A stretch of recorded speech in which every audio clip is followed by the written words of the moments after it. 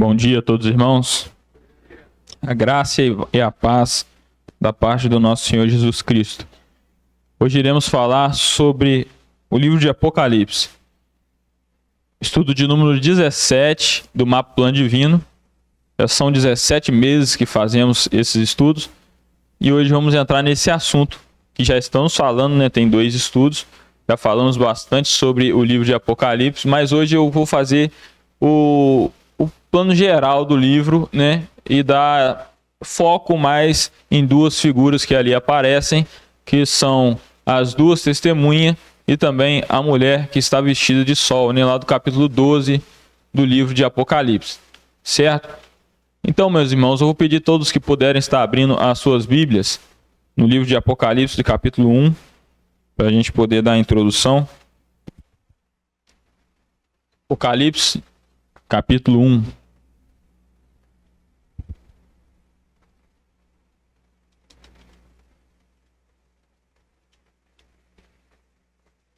Versículo de número 1 até o 8. Quem achou pode ler para a gente.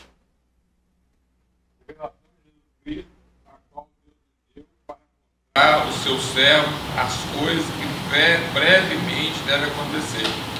E pelo seu anjo as enviou e as notificou a João, seu servo, o qual testificou da palavra de Deus e do testemunho de Jesus Cristo e de tudo o que tem visto. Bem-aventurado aquele que lê e os que ouvem as palavras dessa profecia e guardam as coisas que nela estão escritas, porque o tempo está próximo. João e as 7 igrejas que estão na Ásia, graça e paz sejam convosco da parte daquele que é, que era, que há de vir, e dos 7 Espíritos que estão diante do seu trono, e da parte de Jesus Cristo, que é a fiel testemunha, o primogênito dos mortos, o príncipe dos reis da terra, aquele que nos ama, em seu sangue nos lavou dos nossos pecados e nos fez reis, sacerdotes para Deus e seu Pai. A ele a glória, poder para todos sempre. Amém. Pode ser bem.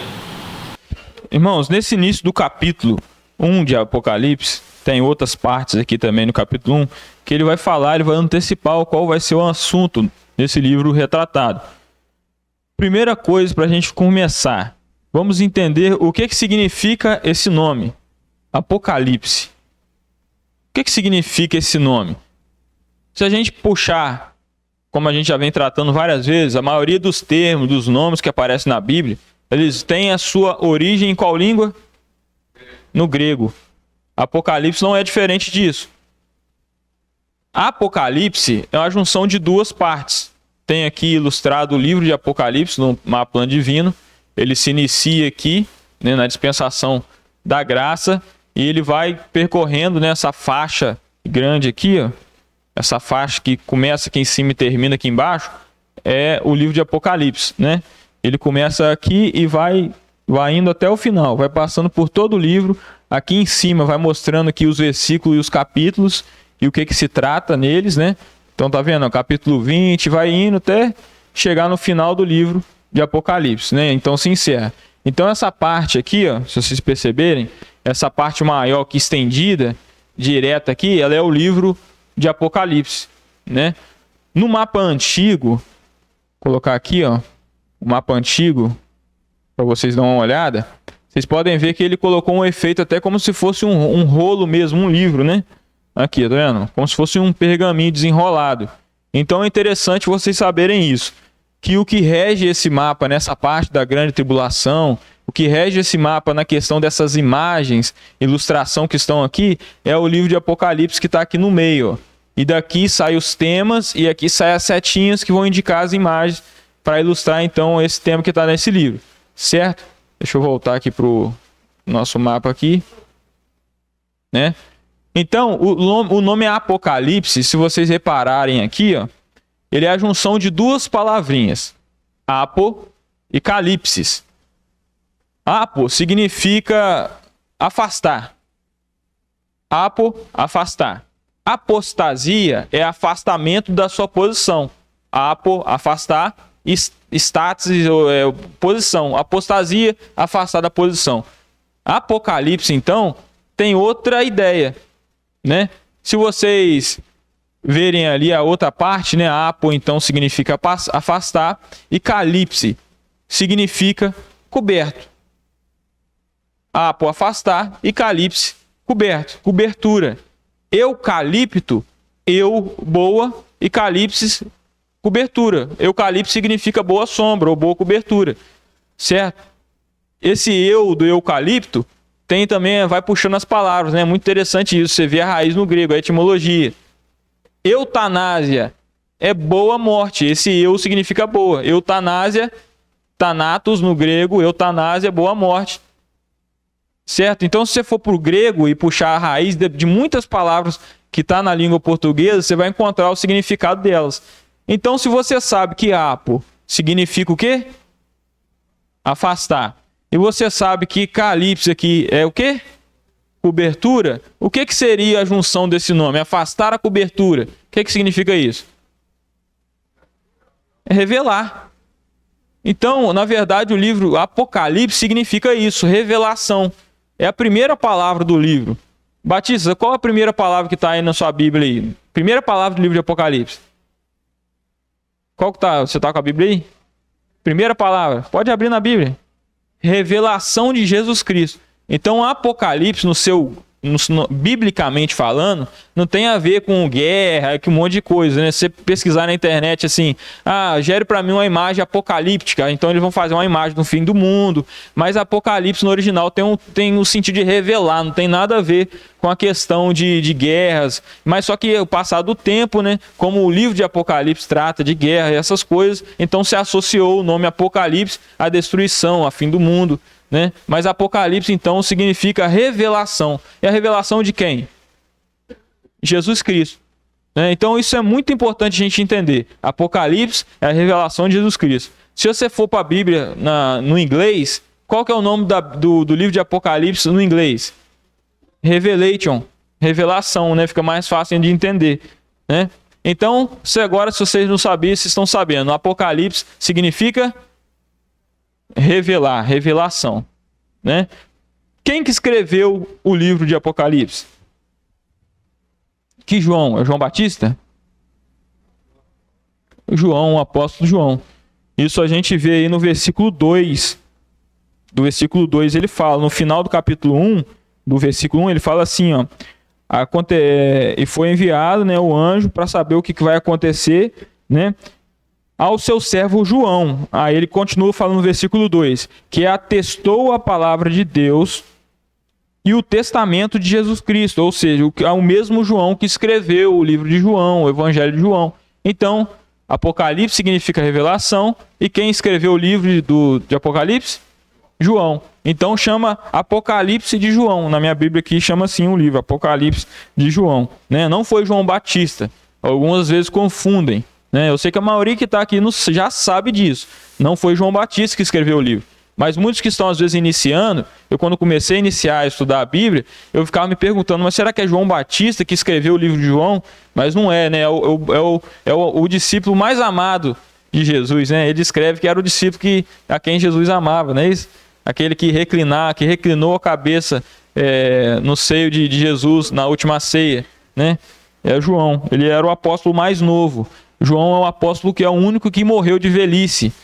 Os outros apóstolos todos foram martirizados. O apóstolo João, ele viveu 30 anos a mais do que os outros apóstolos. Então, nessa época que ele escreveu essa revelação, que ele teve essa revelação lá, os outros apóstolos já tinham tudo morrido. Né? Ele era uma pessoa idosa. Conta a tradição, a história, que ele foi lançado em uma panela com óleo quente, né? O imperador jogou ele lá, só que ele não morreu, ele sobreviveu. E como ele sobreviveu, ele foi meio que considerado uma divindade, mais ou menos assim que eles contam. Então ele foi exilado numa ilha, né? Qual é a ilha que João estava quando recebeu essa revelação? A ilha de Patmos, né? Aqui também no livro de Apocalipse vai falar que ele estava lá na ilha de Patmos.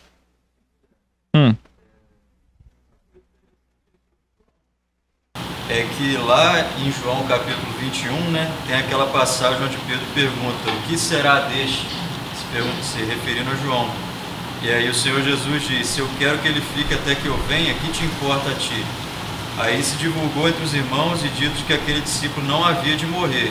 Jesus, porém, não lhe disse que não morreria, mas se eu quero que ele fique até que eu venha, que te importa a ti? Então, de certa forma, João ficou vivo até que o Senhor venha, porque ele viu tudo que há de acontecer. Isso, bem lembrado. Bem lembrado, Lucas, né? Jesus falou que João ficaria vivo, né? Ou deu a entender isso, né? Porque Pedro falou assim, Jesus falou para Pedro que ele ia morrer. Aí Pedro falou assim, esse discípulo aí, falando de João. Aí Jesus fala assim, se eu quiser que ele fique até que eu venha, o que te importa? Né? Então a interpretação que a gente pode ter é que João ele ficou vivo até a vinda do Senhor, porque ele viu como que seria, como que aconteceria, né? E isso é interessante que o irmão Lucas nos lembrou, né? Lá no versículo 9 do capítulo 1, você vai ver que descreve que ele estava na ilha de Patmos, né? No versículo 9 fala assim, ó: eu, João, irmão e companheiro de vocês na tribulação, no reino e na perseverança em Jesus, estava na ilha chamada Patmos, por causa da palavra de Deus e do testemunho de Jesus. Então ele fala que ele estava na ilha de Patmos, ele estava preso lá naquela ilha por conta disso, por conta que ele era testemunha de Jesus, né? Que ele fala aqui. Aqui no mapa Plano Divino eu acrescentei um mapa dentro dele, né? Aqui não dá para a gente visualizar onde ficava a ilha de Patmos. Na verdade eu cortei para não ficar muito grande o mapa. Mas se vocês repararem aqui, ó, a gente tem aqui a terra de Israel, a gente tem aqui o Egito aqui embaixo, o Mar Vermelho, os 2 chifres, o Mar Mediterrâneo, a ilha de Chipre. E se você for indo mais para esse canto de cá, né, a região da Ásia ficava aqui, a província da Ásia ficava nessa parte, tinha aqui as ilhas gregas, e uma delas era a ilha de Patmos, né? Então ficava bem distante de Jerusalém, né? Ficava bem para essa região de cá, ó, a ilha de Patmos, certo? Então, irmãos, até aqui vocês sabem o que significa o livro de Apocalipse, o nome Apocalipse, o que significa. Vocês já sabem que foi João que escreveu e vocês já sabem também que ele estava na ilha de Patmos. Agora, outra coisa muito interessante que tem que ficar claro na mente de cada um. O livro de Apocalipse, ele é a cereja do bolo. Ele não é o último livro só porque ele foi o último a ser escrito. Ele é o último livro porque Deus queria que você lesse toda a Bíblia antes para depois chegar no livro de Apocalipse. Porque o livro de Apocalipse ele usa muitas figuras, muitas imagens, muitas coisas no sentido figurado, que não encontra a maioria das vezes a resposta ali próprio no livro. Você tem figuras no livro de Apocalipse que você só vai entender se você já viu essas figuras lá em outras passagens. A maioria no Antigo Testamento, né? A gente vai ver isso hoje, essas figuras, né? Algumas delas.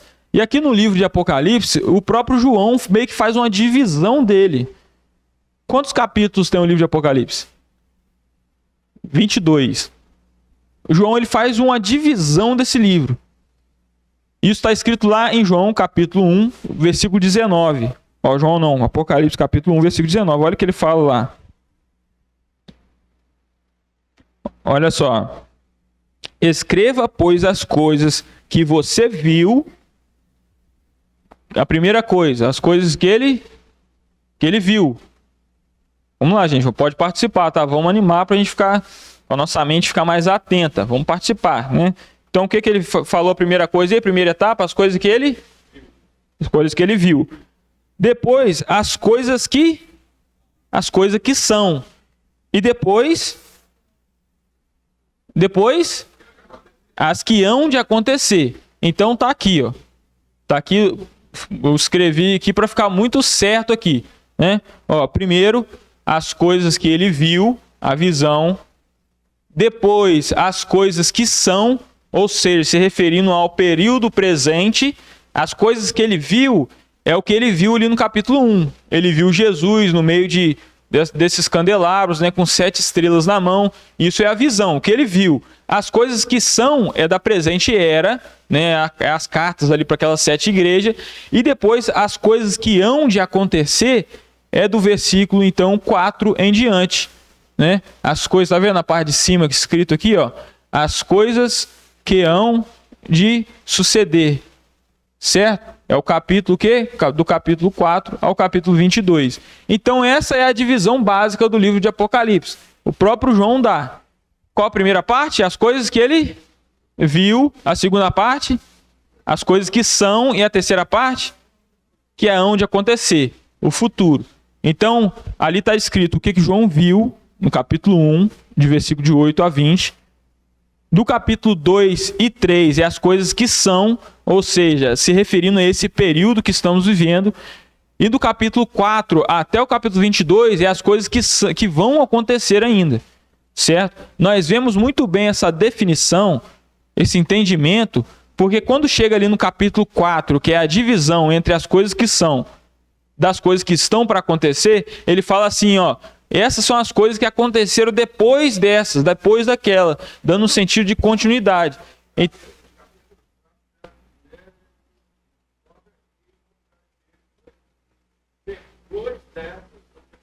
Muito bem, né? Isso aí, irmão Levi. No capítulo 4 ele mostra essa divisão. Então, o livro de Apocalipse ele possui 22 capítulos, e o livro de Apocalipse ele tem 3 grandes blocos. As coisas que João viu, as coisas que são e as coisas que hão de suceder. Muito fácil, muito simples até aí. Então vamos começar do início, né? Eu não vou explicar a figura de Jesus e a descrição que fala ali dele, mas tem coisas interessantes, mas eu vou encurtar aqui para não ficar prolongado e a gente ir no ponto que a gente quer, né? Então as coisas que são, ele retrata ali no capítulo 2 e 3, tá aqui, ó, capítulo 2 e 3, né? E ali é as igrejas da Ásia, as 7 igrejas, né? Essas 7 igrejas, elas eram igrejas que existiram ali na província da Ásia, não é o continente asiático, a província da Ásia era um espaço, uma província que Roma liderava, e tinha ali 7 igrejas. A primeira era a igreja de Éfeso, a segunda carta para a igreja de Esmirna, né? A terceira é para a igreja de Pérgamo, a quarta, Tiatira, a quinta, Sardes, a sexta, Filadélfia e a sétima, Laodiceia. 7 igrejas. Se você ler o que descreve dessas 7 igrejas, ele repete um padrão em cada uma delas que eu achei muito interessante. Porque as 7 igrejas elas existiram, realmente tinha aqueles problemas que estavam ali, só que são essas profecias. O que está escrito a respeito das 7 igrejas são profecias de dupla referência. Elas se referem a uma coisa que estava para acontecer ali mais atual, uma coisa que estava acontecendo, mas também se refere ao futuro. Nós entendemos dessa forma. Aqui nessas 7 igrejas, nós podemos encaixar ela num período de tempo dentro da dispensação da graça. Como assim, Guilherme? Por exemplo, a primeira igreja que é citada ali, né? Deixa eu arrastar aqui para vocês verem. A primeira igreja que é citada ali é qual igreja? A igreja de Éfeso, certo? O significado do nome Éfeso é desejável, né? E ela representa qual igreja? A igreja primitiva. Né? Se você ler a descrição que fala da igreja de Éfeso, você vai entender isso. As pessoas sendo perseguidas, sendo mortas, a igreja primitiva. Depois vem a igreja, né? Essa igreja primitiva, eu coloquei aqui, ó, vai do ano 31 depois de Cristo até o ano 100 mais ou menos. Aí do ano 100 depois de Cristo até o ano 314, nós temos a segunda igreja, que é a igreja de Esmirna. Né? O nome Esmirna significa mirra, né? Algo amargo, né? E essa é a igreja perseguida por Roma, é a igreja que teve mais perseguição, né? E é uma das únicas das igrejas que não tem nada contra ela, certo? Aí, no ano de 314, vocês lembram o que aconteceu nesse ano? Constantino do Império Romano vem, né? Se vocês quiserem saber a lista também de imperadores, tem aqui, tá? Eu coloquei aqui a lista de imperadores, né? Nero, Vespasiano, Tito, Domiciano, né? Que é onde esse imperador que colocou o João naquela ilha, né? E tem aqui uma lista até Constantino, Constâncio, né? Depois de Constantino eu já não coloquei aqui, porque a perseguição meio que cessou a igreja, porque o imperador do Império de Roma, ele torna o Estado laico. Então os cristãos, eles não são mais perseguidos. Aí depois, mais para frente, que o cristianismo ele é colocado como a religião oficial do Império Romano, né? Aí depois, lá na quarta igreja, na terceira igreja, a igreja de Pérgamo, ela significa casamento ou fortaleza. É o casamento da religião com a política, que se misturou. A igreja se misturou com a política e ali, né, vira aquilo que nós já conhecemos, né? E depois, aqui no ano 590, que vai marcar o final desse período de tempo, né, de Pérgamo, acontece a ascendência do papado, né?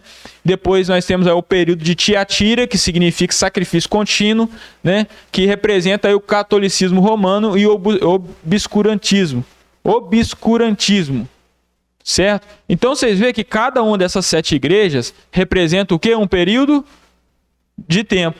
E cada uma delas tem características, né? Eu não vou entrar a fundo, mas você vê lá que no final de cada carta para cada igreja tem lá, ao que vencer eu darei isso, ao que vencer eu darei aquilo. Em cada um tem aquela passagem falando assim, tenho contra você isso, tenho contra você aquilo, né? São coisas muito interessantes que os irmãos podem estar pesquisando depois. Então, essas 7 igrejas, elas são uma dupla referência. Elas existiram, aconteciam aqueles problemas, mas também elas se referem a esse período de tempo que estamos vivendo. São divisões. E qual dessas 7 igrejas que nós estamos vivendo atualmente? Qual? Tudo dá a entender que nós estamos vivendo no finalzinho dessa igreja da Filadélfia, né? Que é uma igreja que é a mais avivada, depois de muitos avivamentos. Falei que tinha nessa carta fala que tinha uma porta aberta para essa igreja. O evangelho progrediu muito nesse período de tempo, né? De 1700 até 1900. Tudo indica que nós estamos vivendo no final, entre a transição para a igreja morna, né, que é a última igreja. A igreja que nós estamos vivendo, a igreja que aceita tudo está liberado, tudo pode vir. É a igreja que tem tudo quanto é tipo de coisa dentro dela. É a igreja morna, né? Então nós estamos nessa transição, tudo indica crer isso, né? E agora nós temos para acontecer o arrebatamento, então, né? Então essas são as coisas que são, as coisas que ele viu, as 7 igrejas, as coisas que são. E agora a gente vai entrar no lado das coisas que hão de acontecer, que aí tem o capítulo 4 e 5 do livro de Apocalipse. Ele não está aqui nessa faixa, vocês podem ver que do 3, ele já pula lá para o capítulo 6, né? Na verdade, o 4 e 5, se vocês seguirem esse tracejado que está aqui, ó, tá vendo esse pontilhadozinho? Se vocês forem seguindo ele vai estar aqui em cima, ó, Apocalipse 4 e 5, ele vai mostrar ali uma visão do trono, né? Ele vai ver um trono no meio, que em volta tem um arco celeste, tem 4 seres viventes, um semelhante a uma águia, outro a um homem. Tudo dá a entender também que tem ligação com o livro de Ezequiel, que também vai apresentar coisas semelhantes a essa, né? Tem 24 tronos, 24 anciões, né? Tem um mar de vidro na frente lá também. São coisas interessantes que vocês podem estar estudando depois, né? E tudo isso aqui, ele meio que bate com a mesma estrutura do tabernáculo, né? Vocês lembram como é que era a estrutura do tabernáculo? Qual que é a área mais santa que tem no tabernáculo? Santo dos Santos. Então aqui a gente meio que tem um Santo dos Santos no meio. E depois a outra estrutura que ficava na outra parte do tabernáculo, né, chamava o lugar santo, e mais para fora, numa parte mais externa do tabernáculo, ali chamava o átrio, né? Então a gente tem uma estrutura bem semelhante, né? E lembra quando Moisés ele recebeu a instrução de fazer o tabernáculo, que está aqui a planta abaixo dele que eu coloquei, ele fala assim: Moisés, faz tudo isso aí conforme o que você viu. E depois a gente vai entender no livro de Hebreus, então, que tudo que Moisés tinha feito ali, ele estava se baseando em algo que estava no céu, um tabernáculo superior a esse. Então é muita coisa, irmão, interessante, que vocês podem estar aprendendo aqui usando a ferramenta, né? O mapa plano divino, para ajudar a entender essas coisas. Certo? Então aqui, irmãos, nós vamos começar no capítulo 4 do livro de Apocalipse, então, né? O capítulo 4 não, o capítulo 6, que vai começar ali a desatar os selos. Quem está desatando os selos? O Cordeiro, Jesus, né? Isso a gente vê lá no capítulo 5. Então no 6 ele começa a dilatar os selos. João, ele teve essa visão, ele viu que esse livro, ninguém era digno de desatar esse livro, nem no céu, nem debaixo da terra, em lugar nenhum, ninguém era digno de abrir e ler esse livro. Aí ele começa a chorar muito, aí o pessoal consola ele, fala assim, rapaz, calma aí que tem um que é digno de ler esse livro, né? Tá lá no final do capítulo 5, ó. Se a gente pegar aqui, ó. Olha o que fala aqui no versículo de número 8, fala assim, ó. No versículo de número 7, fala assim, ó.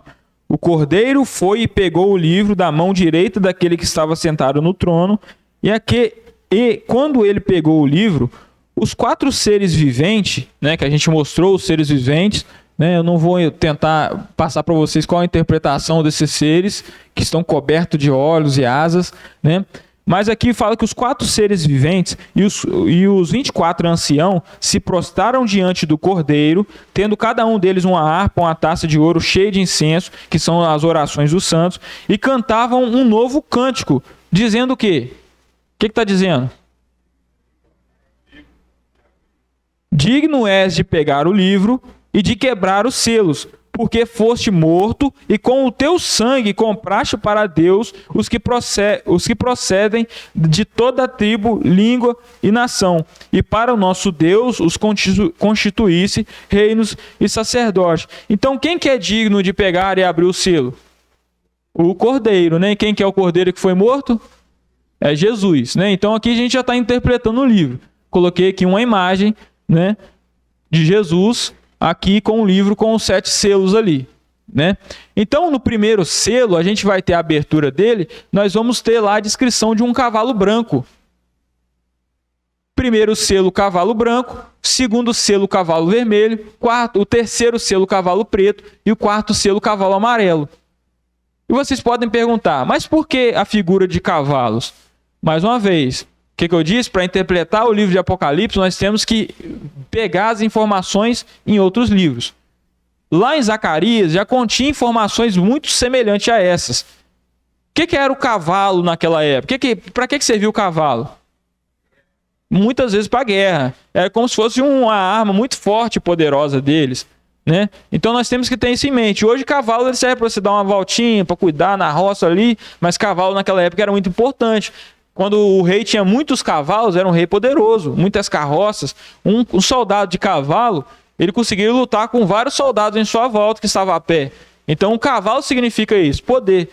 O cavalo também significa velocidade. Então, o primeiro cavalo aqui, que é o cavalo branco, fala que foi dado a ele uma coroa, ele saiu vencendo para vencer, ele tinha um arco e flechas nas suas mãos ali. Ele representa, na verdade, o anticristo.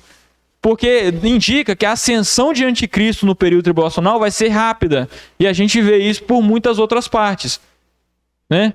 Pode falar. A autoconfiança em si mesmo. Ele vai falar assim, a palavra de Deus vai dizer assim, não confie em cavalos, né? Ele vai falar uma coisa mais ou menos semelhante a isso. Então, os cavalos tinham essa representação de confiança nas suas próprias forças, né? Então tinha essa conotação. Aí você vai falar com o rei já não poderia ter muitos cavalos, né? Confiar na sua própria força, confiar no Senhor. Então, tá vendo, irmãos? Para a gente entender o livro de Apocalipse, nós temos que recorrer a outros livros. E você pensa, então, para que serve aquele arco e flecha na mão, então, desse cavaleiro? Aí, se você lembrar um pouquinho, lá em Efésios, de capítulo 6, citando a armadura de Deus, ele fala que nós temos o escudo da fé, que é para pagar o quê? Os dardos inflamados de quem? Do maligno, de Satanás. Então essa flecha ali, ela remete a Satanás. E nós vemos que o anticristo, ele sobe com o poder de quem? De Satanás. E é muito interessante isso, olha só. Satanás fez uma proposta para Jesus. Se ele prostrasse e adorasse ele lá na tentação do deserto, não fez? O que ele prometeu para Jesus? Os reinos. Aí Jesus fez o quê? Aceitou ou reprovou? Não aceitou. Mas só que o anticristo ele vai. Aquele que está no local de Cristo, no lugar de Cristo, ele vai aceitar essa proposta de Satanás. Ele vai conseguir dominar todo mundo. Ele saiu vencendo e para vencer. Se a gente pegar lá no livro de Daniel, que descreve muito bem o anticristo, né? O anticristo ele está mais ilustrado no livro de Daniel do que no próprio livro de Apocalipse. Você vê lá em Daniel, no capítulo 11, versículo 36, pode colocar lá para a gente ver? Daniel capítulo 11, versículo 36.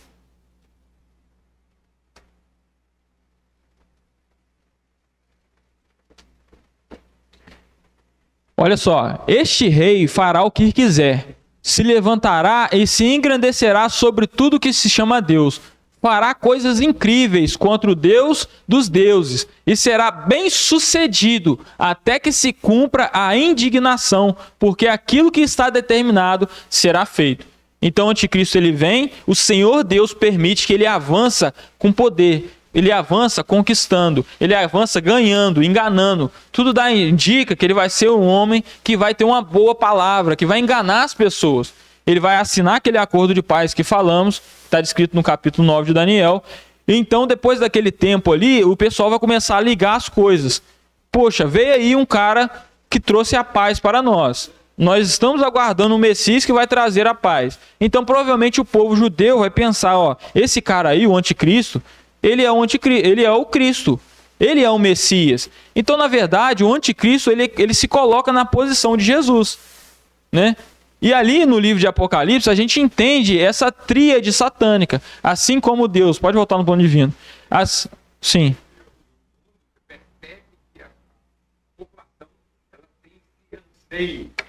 Por alguém que vai solucionar o nosso problema. Entendeu? Por que tem pessoas que atraem tanta gente em torno de si? É por causa do anseio do ser humano por alguém que vai solucionar todos os nossos problemas. Né? Então você vê grandes manifestações em torno de líder religioso, líder político. Por quê? Porque o ser humano ele tem esse anseio por alguém que vai solucionar todos os seus problemas. Então o anticristo ele vai ter um terreno propício a aceitar o seu comando. Porque a população, o ser humano já tem esse anseio. Você acha que leva uma multidão de gente em torno de alguém? É esse anseio por alguém que vai vencer as suas batalhas, vencer os seus problemas. Então o ser humano já está sendo trabalhado para isso. Então você vê essas grandes manifestações, você vê grandes manifestações em torno de homens. Homens, se você for analisar, não tem nada para oferecer. Não tem solução na prática, tem solução nas palavras. Mas na prática não tem solução. E a população fica lá tudo. Eles vão perceber isso só na metade da semana. Que na metade da semana eles vão falar assim, rapaz, não é esse cara. Que aí as duas testemunhas que a gente vai falar, já vai estar falando nesse período, testemunhando em Jerusalém, pregando o evangelho do reino. Vinde, arrependei-vos, pois está chegando o rei Messias. Aí eles vão ficar zombando daqueles profetas ali, os dois personagens. Só que quando eles matam, que fala lá no capítulo 11, fala que a besta guerreará contra eles e vai vencer essas duas testemunhas. Eles vão ser mortos.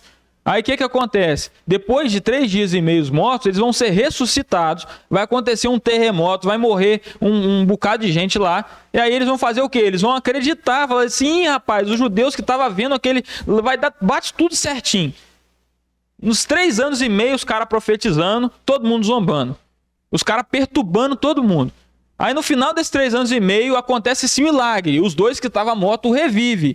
Aí os judeus que vão perceber aquilo, eles vão falar, rapaz, olha só, os caras eram de Deus mesmo. Aí ao mesmo tempo, o anticristo já está quebrando a aliança. Aí ao mesmo tempo, o povo judeu ele vai ser perseguido e vai fugir para o deserto. Que é o Apocalipse 12, a mulher que foi dado asa, ela foge para o deserto, e ali vai ser sustentada durante 1260 dias, que é 3 anos e meio, que vai completar o final do período da grande tribulação. É coisas tipo assim, encaixa. Se você pesquisar, encaixa tudo certo. E é por isso que esse lado nosso, o dispensacionalismo, eu creio que ele é o correto e o coerente, né? A gente viu as diferenças, a gente falamos aqui sobre o aliancismo e o dispensacionalismo, porque ele interpreta melhor essas passagens. Porque você vai ver qual que é a interpretação do aliancismo em cima disso, é uma interpretação, rapaz, tão ruim. Eu vendo o Hernando Dias Lopes falando sobre o que significava a mulher do capítulo 12 ali, de Apocalipse, rapaz, mas o negócio assim, ruim demais. A informação que tá ali, ele descarta e coloca a igreja no meio. Rapaz, não tem como um negócio desse. Vocês têm que... Não, se vocês pararem para pesquisar, ver a interpretação dispensacionalista em cima das figuras do livro de Apocalipse e pegar o aliancismo e comparar, rapaz, aqui é terrível. Terrível mesmo, é muito fraca a interpretação, sinceramente é fraca. A interpretação que o lado aliancista, aquele lado que acredita que Israel deixou de ter um plano, deixou de ter uma posição no plano de Deus, aquele lado que acredita que vão passar pela grande tribulação, a interpretação deles é muito fraca em cima das figuras. Se vocês pesquisarem, vocês vão ver isso.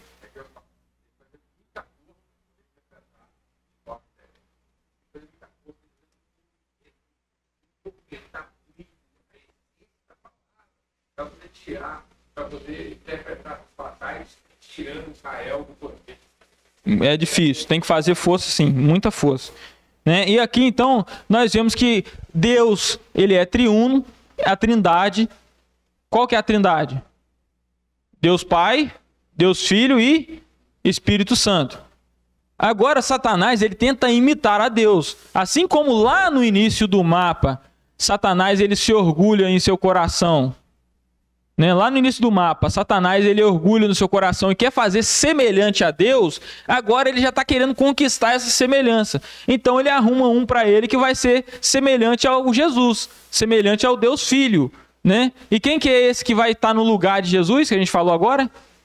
O anticristo, né? Que é a besta que sobe do mar, né? Que está lá no Apocalipse 13. Né? É descrito ali em Apocalipse 13. E também vai ter um que vai ser o Espírito Santo. E qual que vai ser representante do Espírito Santo no lado satânico? O falso profeta. Se você for lá para Apocalipse 13, você vai ver a função que o falso profeta está exercendo. Ele leva as pessoas a adorar o anticristo, a adorar eles. Qual que é a função do Espírito Santo? É convencer o homem de quê? Do pecado, da justiça e do juízo.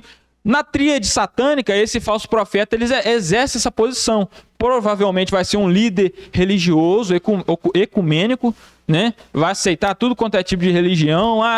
Toda a religião leva a Deus, vem adorar aqui, olha só esse Messias que apareceu aqui para nós, vamos adorar a ele. Então ele cumpre a função ali então do Espírito Santo. E quem que está no lugar de Deus?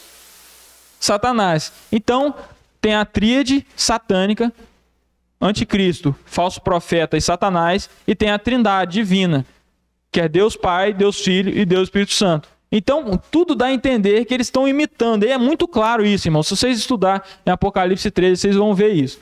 Né? Então, para adiantando aqui... Sim. Grande abertura para o entendimento de todas as passagens, de toda essa interpretação que nós temos, foi esse grande entendimento que Israel tem promessa específica a Israel. Então, esse entendimento que foi revelado através do nosso irmão John Nelson Darby, é que trouxe esse entendimento. Nelson Darby trouxe esse entendimento de Israel e igreja. Então, esse esclarecimento, houve uma grande abertura para outros ensinadores chegar nesse contexto que está falando hoje aí. Isso aí, pai, olha só que interessante. Eu estava vendo o lado, eu sempre pesquiso, né? O lado, tanto o lado aliancista quanto o lado dispensacionalista. Quando você vai para o lado de lá, tanto no meio teológico, o dispensacionalismo, que é a linha de pensamento que nós temos, ela é desvalorizada, ela é desmerecida. Eles falam que nós nos baseamos em filmes, falando daquele filme do Tila Rei, o Deixados para Trás. Eles falam que a gente acredita em salvação pela lei no Antigo Testamento e salvação pela graça no Novo. Ou seja, falando de espantalhos. Eu nunca vi um dispensacionalista que fala que no Antigo Testamento a salvação era pela lei. Não tem isso. Então eu estava até vendo lá 3 pontos para desmerecer o dispensacionalismo, né, de uma revista adventista fez lá. Aí todos os 3 pontos são espantalhos, nós nem acreditamos naquilo. Fala que nós acreditamos, fala que nós baseamos a nossa teologia em novelas e filmes, fala que a gente baseia essa interpretação em cima achando que a gente faz diferença do antigo para o novo quanto à questão da salvação, né? E coisas horríveis. Mas, rapaz, aqui, vocês têm que estudar. Se vocês estudar e pegar para ver a interpretação de um e a interpretação de outro, fica muito claro que o lado de lá ele faz muito mais força para conseguir entender. Se você tirar a posição de Israel da onde ele está, se você achar que Israel ainda não tem um plano para o futuro, você vai ver que as coisas desandam. Você vai ver que a igreja vai passar pela grande tribulação, aí você vai achar que o milênio já não existe, e achar que o livro de Apocalipse ele é quase que imprestável, porque fala coisas ali que não tem muito sentido. Isso se a igreja for a continuação de Israel. Então, irmãos, aqui é coisa assim tremenda. Eu fico, decepcionado, né? No meio da teologia reformada, né? Que entende dessa forma aí. Mas, enfim, os outros cavalos aqui, irmãos, o segundo cavalo, então, é a guerra, é dado para ele uma espada, o cavalo vermelho. O terceiro cavalo que representa a fome. E o quarto cavalo aqui, que na verdade ele seria um cavalo verde, porque o nome no grego ali é a mesma coisa ali que se associa à tonalidade verde, só que o pessoal colocou amarelo, porque não existe cavalo verde na natureza, né? Então, cloros. O termo usado ali para descrever a cor desse cavalo é cloros. É a mesma palavra que vai dar o nome clorofila, né? É o verde. Só que aí eles colocam amarelo, né? Porque amarelo é mais natural do que verde. Mas isso aí não tem implicação nenhuma. Se for verde ou amarelo, não importa. Fala ali que o seu cavaleiro era alguém muito interessante. E vocês sabem quem era o cavaleiro desse cavalo? Quem que era o cavaleiro dele? Ninguém sabe? Fala que o seu cavaleiro era a morte e fala que o Hades estava seguindo ele. Por isso que eu coloco essa bola de fogo aqui para representar o Hades. Então você vê tudo que acontece ali no início, na ascensão do anticristo, na abertura dos selos. O anticristo sobe ao posto, só que aí vem essas guerras, esses conflitos, vem também a fome, porque guerra gera fome, né? E depois vai vir as mortandades. Pessoas vão ser mortas, 1/4 da terra, da humanidade, vão ser mortos, né? Vão ser mortos através de animais, através de fomes, de pestes ali, né? Tá aqui o quarto selo, o cavalo amarelo, né? Então vocês vão ver que esses símbolos aqui são símbolos que a gente consegue se entender. Não é difícil, mas você tem que ter uma base antes disso. Porque o livro de Apocalipse não é assim, hoje eu quero saber como é que vai ser o futuro, vou pegar o livro de Apocalipse e vou ler. Você vai sair de lá com medo do negócio, porque você não vai entender nada, não entende. Você tem que ter uma base antes para conseguir interpretar aquilo dali. Certo? E se outra coisa, muito interessante, presta atenção no que eu vou falar aqui. Se você estiver estudando algo que vai acontecer no futuro, e esse algo estiver te gerando incerteza, medo e um sentimento ruim, então você está entendendo da forma errada. Porque Paulo, quando ele fala do arrebatamento, no versículo 18, ele fala que essas palavras, o futuro, ele deve de servir para quê para nós? Consolo. Então ele não deve ser para você ler aquele negócio e ficou triste ou ficou com medo. Então você está entendendo alguma coisa errada aí. Então você precisa reler aquilo e interpretar novamente.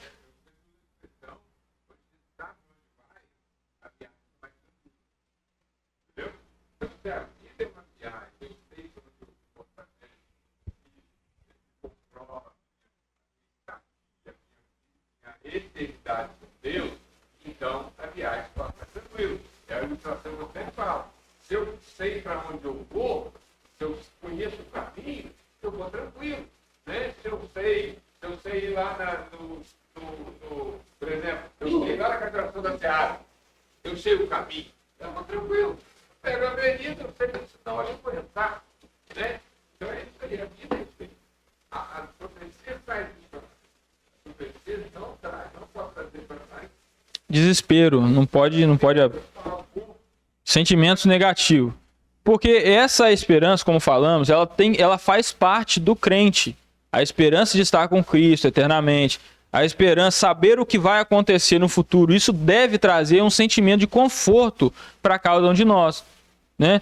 Se eu estou pensando em esperança, eternidade, eu tenho que deixar que esse sentimento de salvação, ele gere em nós alegria no presente momento e faça que a nossa vida aqui, toda tribulosa, tortuosa, seja mais tranquila, porque nós temos uma esperança acima de tudo isso.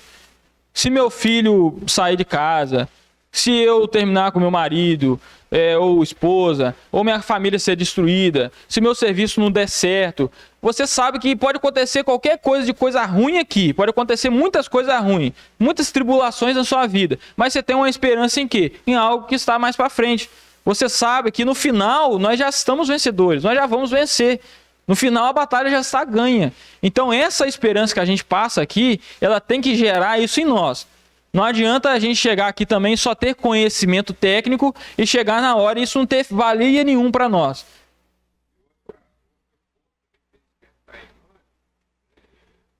Para nós é saber da nossa missão aqui, né? Então, sabendo tudo que há de vir, né? Então nós temos que saber da nossa missão. Qual a nossa missão em meio a tudo isso? É que é a leitura que vai falar da missão, né? Qual a nossa missão aqui? Nossa missão está lá em Atos, capítulo 1, né? Mas recebereis a virtude do Espírito Santo, que há de vir sobre vós, e ser-me-eis testemunho. Então, qual a nossa missão? Testemunhar, né? Tranquilidade no sentido da nossa eternidade com Cristo, mas também uma incomodação no sentido da nossa missão. Qual que é a minha missão aqui? É aproveitar sua viagem? Não. É testemunhar nessa caminhada da salvação de Cristo, testemunhar da justiça do Senhor e da salvação do Senhor. Então essa é a nossa missão aqui, entendeu? Então é muito interessante. As coisas do futuro têm que despertar para nós tranquilidade e despertamento também da nossa missão como salvo. Muito bem. O conhecimento do futuro tem que ter alguma utilidade para nós hoje. Reafirmar nossa esperança, nossa fé e nos colocar nos caminhos que Deus quer, que é fazer essa função de testemunhar, né? Aí aqui mais para frente, depois desses selos, mais para frente no capítulo 9, nós vamos ter ali figuras que eu também não vou entrar em detalhes, mas elas são demônios que estão sendo soltos na terra para atormentar o povo que vive sobre aqui durante 5 meses. Né? Aí tem a descrição ali, vocês falam assim, nossa, mas que figura feia é essa, Guilherme, que você arrumou um negócio estranho pra caramba, né? Um gafanhoto, uma cara de homem, mas se você ler lá o que está escrito... Só um versículo para nos despertar nesse sentido. Pedro, quando está falando dessas coisas assim, da vida do Senhor, ele fala assim, havendo pois de padecer todas essas coisas, que pessoa os convém ser? Que pessoa os convém ser? Em santo trato e piedade. Então isso, quando nós sabemos de tudo isso vai acontecer, nos cabe uma pergunta: que pessoa me convém ser? Entendeu? Traz para nós uma tranquilidade e uma responsabilidade. Isso é individual. Que pessoa me convém ser? Não é que pessoa convém Guilherme ser, que pessoa convém o fulano ser, mas que pessoa me convém ser, ao saber de tudo isso aí. Traz para nós responsabilidade e segurança. Isso aí. Quero fugir do assunto, não? Não, pode falar verdade. A gente está falando da esperança, né? O que nós fazemos todo dia da semana aqui? Assim. Isso aí. O que remete isso? Essa pode ser a última. A nossa esperança é o quê? A volta de Cristo. Quando nós temos a esperança que vocês falam agora, isso nos conforta, nos traz paz e segurança. Aonde o mundo não tem essa segurança. Então, de repente, nem vamos passar por isso. O que nos provoca hoje. Então, nós partimos da morte física e descanso eterno. Mas a nossa esperança antes, estamos com Ele. Isso. Nós acreditamos que nesse momento que a gente está falando, que a gente já não vai estar mais na Terra. Nós acreditamos que vamos ser arrebatados antes de isso que o pessoal está sofrendo, que já é um período da grande tribulação, e não para nós. A grande tribulação tem já falei, né? A finalidade da tribulação, que é purificar o povo de Israel, preparado para a vinda do Messias, é derramar a ira de Deus sobre os gentios ímpios, né? Então aqui no capítulo 9 ele vai falar algumas figuras, a descrição dessas imagens estão ali em Apocalipse capítulo 9, tá? Que é a referência, certo? São demônios que são soltos, né? Você pode ver que tem uma rota aqui, ó.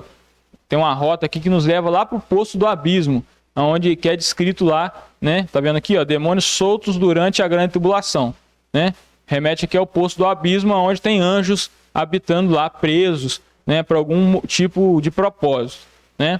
Então, depois disso, a gente tem o capítulo 10 do livro de Apocalipse, que vai falar sobre o apóstolo João e um anjo grande, né, que eu não sei porquê, mas no antigo mapa estava descrito que esse anjo era Jesus, mas não tem muita lógica não. Se vocês repararem lá e ver a descrição do capítulo 10, fala que esse anjo forte, né, ele fala muito bem lá que é um anjo forte. Eu coloquei com a imagem um anjo forte, um anjo bombado, né, com o músculo ressaltando ali, porque a Bíblia fala com um anjo forte, então a imagem tem que estar igual, né? Fala que tem um arco celeste também em volta dele, fala que suas pernas eram de bronze e tal. Depois fala que o João vai lá, pega o livro da mão desse anjo e come o livro, né? Na boca dele era doce como mel e no seu estômago era amargo, né? No seu ventre.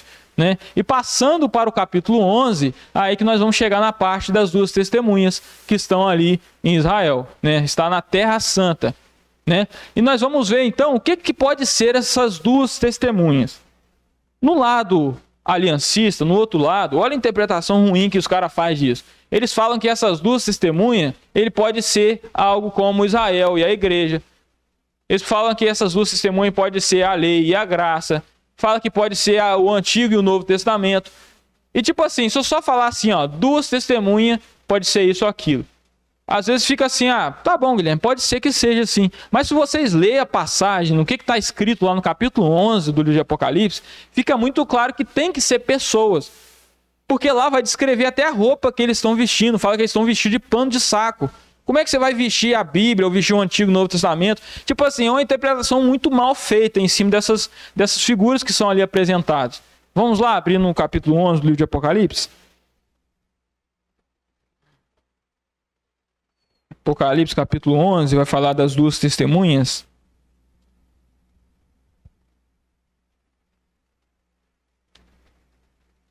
Ali vai estar escrito no versículo 3, ó. Darei autoridade às minhas duas testemunhas, para que profetizem durante 1260 dias. 1260 dias. Esses números, eles não são figurados, eles são literais, porque eles se encaixam. 1260 dias é igual a quantos anos? 3 anos e meio. Depois vai ter outras passagens que vai falar de 42 meses. Quanto é 42 meses? 3 anos e meio.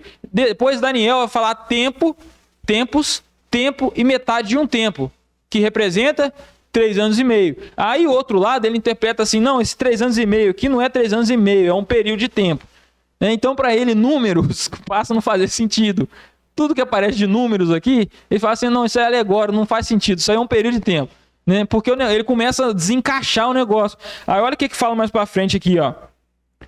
Aí fala que eles vão profetizar durante 1260 dias, vestidas de quê? De pano de saco. Né? Aí você vai começando a entender que são pessoas. São essas duas testemunhas, as oliveiras e os dois candelabros. Então essas imagens de oliveiras e candelabros está associada lá a Zacarias capítulo 4, que vai falar sobre isso também. Né? Você pode fazer esse link depois. Né? E fala aqui, ó, se alguém pretender causar-lhe dano, da boca dessas testemunhas sai o quê? Sai fogo e devora os inimigos. Então, durante esse período de 3 anos e meio inicial, esse pessoal ele vai estar ali incomodando na nação de Israel, fazendo cair pragas, falando do evangelho do reino, profetizando. O pessoal que tentar matar eles, vai acontecer o quê? Vai acontecer o quê? Vai morrer. E você vê a história de Elias lá atrás, eu estava lendo ontem, 1 Reis capítulo 17, você vai ver que é a mesma coisa. Elias, ele estava fazendo o que na terra de Israel ali? Na visão dos reis. O que ele era? Ele estava incomodando, atormentando, porque o cara fez cessar a chuva durante 3 anos e meio. Vai falar isso lá em Tiago, capítulo 5, versículo 17. O cara fez fogo cair do céu e matar os soldados. É engraçado essa passagem. O soldado chega lá, Elias, desce daí, o rei está te chamando. Aí fala assim, rapaz, se eu sou profeta, então que o fogo cai e consuma vocês. Aí o fogo vai, mata 50 soldados. Aí manda mais 50, mesma coisa, o fogo vai e queima o soldado. Aí depois a terceira junta fala assim, Elias, por favor, pai, desce aí, o rei tá chamando você, vai lá fazer um favor, não mata nós não, nós sabemos o que você faz. Aí Elias vai lá, pega e vai. E é interessante essa passagem. Então é dito claramente lá, vou até falar a passagem para vocês que está dito que eles atormentavam ali, né, que está no capítulo... 1 Reis, capítulo 18, versículo 17 e 18. Coloca para a gente ver. 1 Reis, capítulo 18, versículo 17 e 18.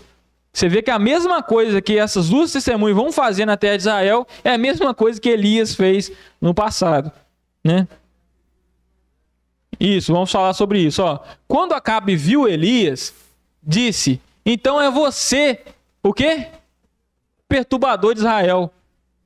Mais para frente no outro. Eis que respondeu, Elias respondeu, eu não tenho perturbado Israel. Quem tem perturbado Israel é você e a casa de seu pai, porque vocês abandonaram os mandamentos do Senhor e seguiram os Balaíns. Então é a mesma coisa que as testemunhas vão estar falando. Judeus, vocês que estão aqui, ó, na cidade de Jerusalém, vocês abandonaram o Deus verdadeiro. Aí vai lá, não, vocês são falsos, vão tentar matar ele, aí o fogo vai lá e consome o pessoal. Aí vão lá e vão fazer pragas, vão fazer cerrar o céu, não vai chover. Então, o que são aquelas duas testemunhas? São um tormento para aqueles que estão ali na terra. Então, tipo assim, não tem como encaixar a Bíblia e o Antigo Testamento no lugar dessas duas testemunhas? Gente, não tem como. Tem que ser duas pessoas literais nesses 3 anos e meio, né? Volta lá para a gente ver. Aí, quem que pode ser essa figura? Quem que são essas duas testemunhas? Aí, existe 3 interpretações. Pode ser Moisés, pode ser Elias e pode ser também Enoque. Por quê? Elias fala aqui no capítulo 11, fala que essas duas testemunhas elas vão morrer. E a Bíblia fala que o homem pode morrer mais de uma vez? Não. O homem pode morrer quantas vezes? Uma vez só, vindo depois do juízo. Então, quem que está vivo hoje foi arrebatado, está com um corpo que não é glorificado, tem que entender isso. Elias, o que aconteceu com Elias? Foi transladado. Elias foi glorificado? Por que ele não foi glorificado? Porque Cristo é as primícias. Cristo foi o primeiro glorificado. Então não tem como Elias estar glorificado no céu. Então Elias provavelmente ele está num estado com corpo normal no céu. Não sei como isso está acontecendo. E Deus está mantendo ele lá dessa forma, né? E ele tem um propósito ainda. Porque se uma dessas testemunhas é Elias, então vai cumprir-se então a profecia do Antigo Testamento nos 2 últimos versículos do Antigo Testamento, que fala que antes que venha o dia do Senhor, vai vir quem? O profeta Elias, que vai converter o coração dos filhos aos pais. Só que lá no Novo Testamento, fala que alguém precedeu a primeira vinda, preparando o povo de Israel para Jesus chegar. E quem que era? João Batista. E Jesus fala, ó, João Batista era o Elias, porque ele veio no espírito de Elias. Só que assim como na primeira vinda teve que ter um Elias, que foi João Batista, na segunda vinda tem que ter um Elias também. Então, esse Elias, nós acreditamos, e tem muita base, para que seja o próprio Elias, o profeta Elias, uma dessas duas testemunhas, né? Porque as mesmas coisas que Elias fez, essas testemunhas faz. Fechar o céu, até o tempo, o período de tempo é igual, 3 anos e meio, né? Então, tudo indica que uma dessas testemunhas é Elias. Já a outra é um pouquinho mais complicado, né? Uns afirmam que pode ser um novo personagem, que faz coisas semelhantes a Moisés, outros falam que é o próprio Moisés. Mas é interessante aqui também, porque vocês pegaram já. Um ser humano não pode morrer mais de uma vez. Se as testemunhas elas vão morrer, então Moisés não pode ter morrido. Então só olha a interpretação que eles fazem. Olha só, vocês lembram que o corpo de Moisés foi disputado por Satanás? E a gente sempre fala que aquilo foi porque ele disputou ali o corpo porque a sepultura dele ia virar um ponto de peregrinação, de idolatria. Mas se você entender dessa forma, tem mais lógica. Satanás disputou o corpo de Moisés com o arcanjo porque ele já sabia dos planos de Deus de reviver Moisés ali e levar ele para o céu vivo, assim como aconteceu com Elias. Porque, olha, pensa bem, Jesus já ressuscitou pessoas de tantos dias mortos. Igual Lázaro, por exemplo. Lázaro, ele ressuscitou de forma gloriosa? Não, ele morreu depois de novo. Então pode ser que lá no Antigo Testamento, Deus ele ressuscita Moisés, o corpo de Moisés, por isso daquela briga, e ele leva Moisés também para o céu. Esperando o quê? Esperando que chegue esse dia das duas testemunhas e Moisés e Elias venham novamente. Então vai permitir então que Moisés seja morto de novo. Porque Moisés e Elias não morreram ainda, não morreram de forma definitiva. Vocês estão conseguindo compreender a lógica? É muita informação, mas faz um sentido sim que seja Moisés e seja Elias. Mais um argumento. Pode falar, irmão.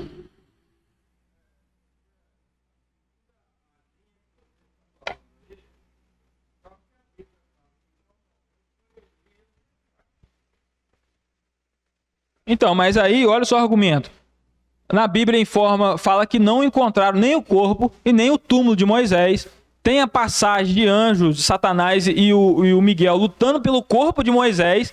Então, essa interpretação faz sentido. Você pode não concordar, mas fazer sentido ela faz. Eu também não sou dogmático, irmão, de falar, não, vai ser Moisés e Elias. Para mim não interessa tanto. A gente sabe que vai ter essas duas testemunhas. A Bíblia não diz que é Moisés e Elias, mas encaixa muito bem se for os dois, entende? Então, tem interpretação que pode ser Enoque, porque Enoque também foi transladado, só que Enoque não tem tantas passagens dele falando, não tem muito propósito. Aí tem outro fato, o Monte da Transfiguração. O que acontece lá no Monte da Transfiguração? Quem que aparece lá? Moisés e Elias.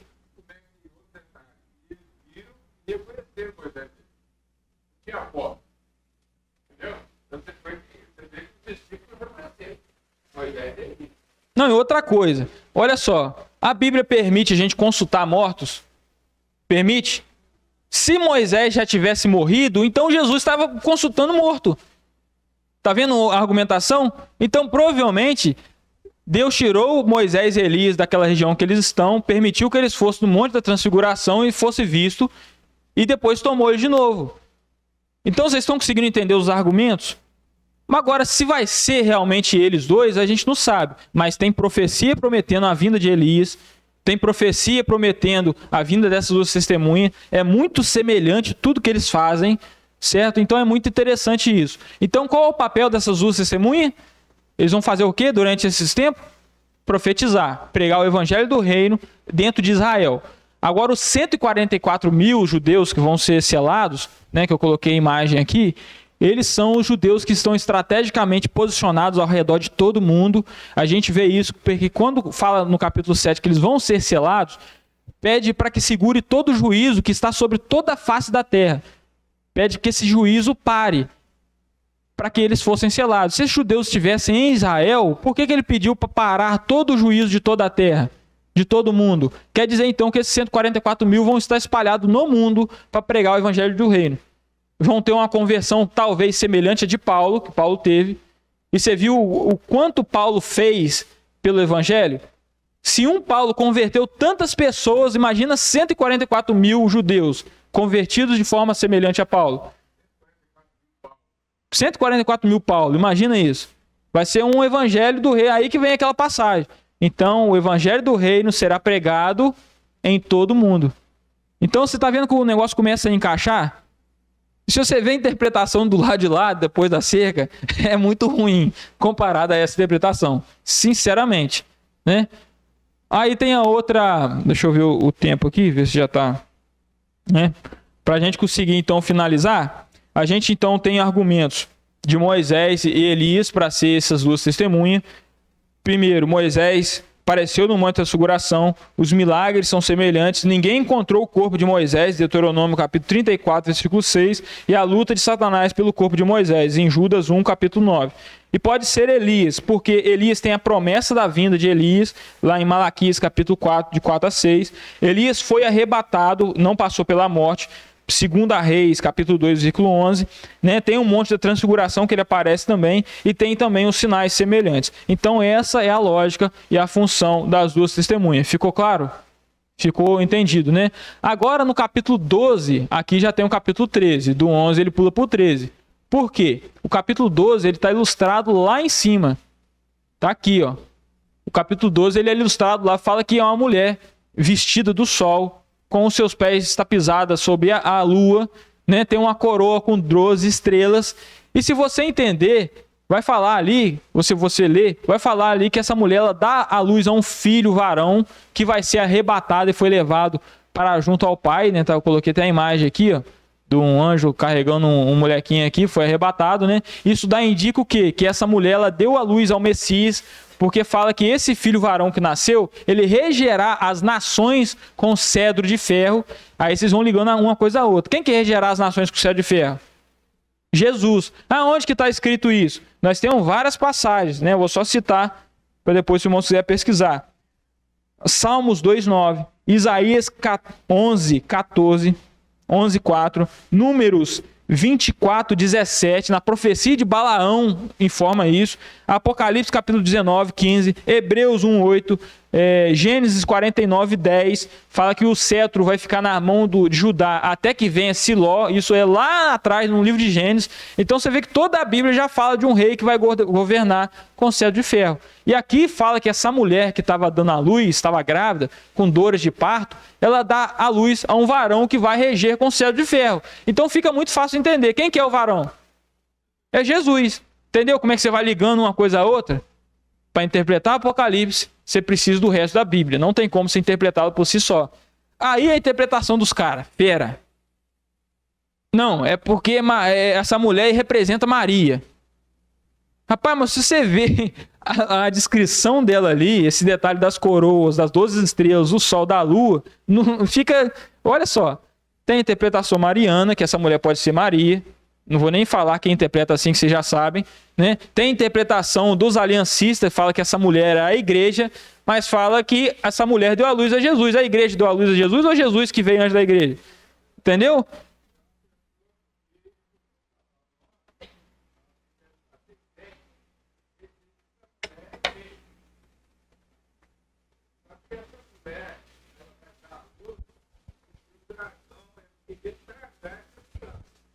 Isso, até botei a imagem do dragão aqui, ó.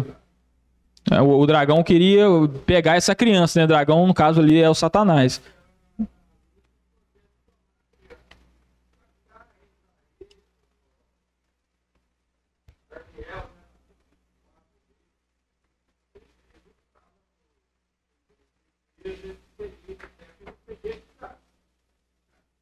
Isso.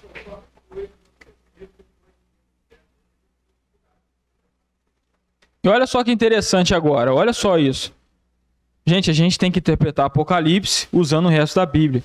Aí você vai entender, mas por que dessas 12 estrelas, desse sol e dessa lua? Aí você lembra de alguma coisa?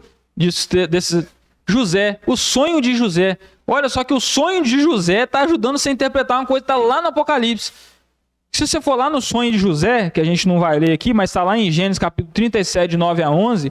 vai falar que José, ele viu quantas estrelas? 11, porque ele era uma das estrelas, né? Ele vê 11 estrelas, 12, representa as 12 tribos, eram os patriarcas. Ele vê o seu pai e a sua mãe como o sol e a lua. Então fica tudo encaixado. Esses símbolos só faz sentido se a mulher representar Israel. Se representar a igreja não faz sentido, se representar Maria não faz sentido. Então por isso que eu falo, a interpretação nossa, dispensacionalista, é mais coerente do que a do lado de lá.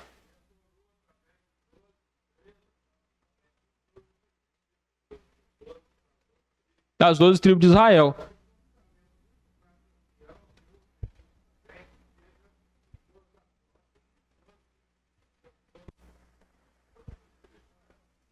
Aí vai acontecer nessa metade da grande tribulação, nos 3 anos e meio, acontece um negócio que a gente estava comentando, né, antes. Você lembra daquela batalha cósmica entre o arcanjo Miguel? Acontece uma guerra no céu com Satanás. Satanás, ele perde, ele é lançado na terra no período da metade da grande tribulação. Aí que vem, nós entendemos que Satanás, ele vai possuir o corpo do anticristo. Ele vai possuir mesmo. Satanás mesmo, não vai ser um demônio, vai ser o Satanás possuindo o anticristo, né, que ele vai estar na terra. Ele vai perseguir a mulher. E quem é a mulher? Quem é a mulher? Israel. Então esse Israel ali, essa mulher representa o remanescente judeu que está se refugiando no período da grande tribulação. E vocês vão ver mais para frente, depois quem quiser ler o capítulo 12 do livro de Apocalipse, vai ver que essa mulher é dado 2 grandes asas de águia para que ela voasse para o deserto e para que ficasse ali durante um tempo, tempos e metade de um tempo, 3 anos e meio. 3 anos e meio, mais 3 anos e meio, 7 anos, período da grande tribulação. Então, irmãos, é fantástico, o estudo disso é fantástico. Tem muitas outras coisas aqui que a gente vai ver ainda, eu não estou com pressa, a gente vai encerrar hoje, mas eu não estou com pressa, na próxima vez que a gente voltar, a gente vai começar voltar a falar sobre essas figuras, né, para a gente então entender o livro de Apocalipse. Porque muita gente está na igreja há tantos anos e pega o livro de Apocalipse e não consegue entender nada, porque falta essas informaçãozinhas que estão no resto da Bíblia. Ficou claro? Deu para entender o que são as 2 testemunhas? Deu para entender o que é a mulher? Tem muito mais argumentos, mas a gente não vai usar aqui hoje. Mas tem mais argumento para representar, para falar que essa mulher representa Israel. Então, irmãos, que essa mensagem de alguma forma possa servir de algo para os irmãos e que Deus possa estar abençoando a cada um de nós. Amém?